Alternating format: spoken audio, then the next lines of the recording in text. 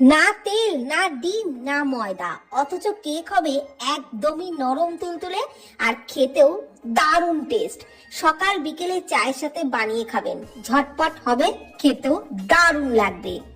এই বাটি কেক বানানোর জন্য প্রথমেই একটা বোলের মধ্যে নিয়ে নিচ্ছি হাফ কাপ সুজি, হাফ কাপি চিনি দিলাম, দিয়ে দিলাম সামান্য লবণ, শুকনো উপকরণগুলো ভালো করে মিশিয়ে নিলাম।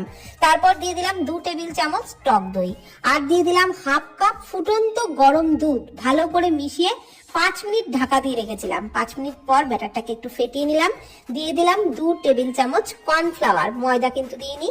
এইবার সমস্ত কিছু খুব ভালো করে আবারও ফেটিয়ে নিয়ে দিয়ে দিলাম টেস্টের জন্য 1 টেবিল চামচ গুঁড়ো দুধ, 1 টেবিল চামচ ঘি, সামান্য একটু এলাচ গুঁড়ো, আর খুব সামান্য পরিমাণে একটু রান্নার হলুদ দিয়েছি কালারটা সুন্দর আসবার জন্য।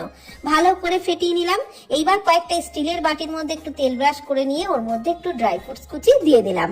এদিকে যে ব্যাটারটা তৈরি করে রেখেছিলাম তার মধ্যে বেকিং পাউডার, সামান্য একটু বেকিং সোডা, অল্প জল দিয়ে ভালো করে মিশিয়ে ঠিক এইরকম ঘনত্বের মিশ্রণটা তৈরি করে নিলাম।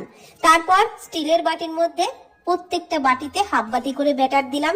এবার কড়াইয়ে স্ট্যান্ডের উপরে একটা থালা চাপিয়ে তার উপরে বাটিগুলো বসিয়ে ঢাকনা চাপা দিয়ে 20 থেকে 25 মিনিট মতো মিডিয়াম টু লো ফ্লেমে বেক করে নিয়েছি। ঠান্ডা করে বার করে নিলাম। দেখে বুঝতেই পারছেন যেমনই সফট তেমনই কিন্তু দারুণ টেস্ট।